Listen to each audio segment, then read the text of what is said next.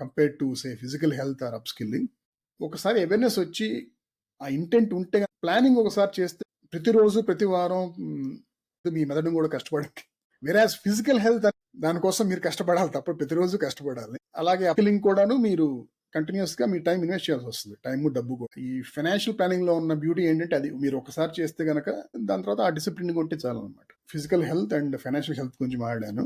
Then mental health విషయానికి వస్తే గనక నా సలహా ఏంటంటే, again this is something that everybody can find through their WhatsApp forwards or through their social media timeline, or even if you ask any generative AI app, it will tell you what not to do.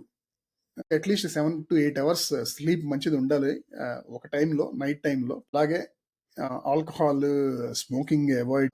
Smoking and alcohol సంబంధం ఏంటంటే sleep అది disturb చేస్తుంది కాబట్టి in general physical health ని కూడా.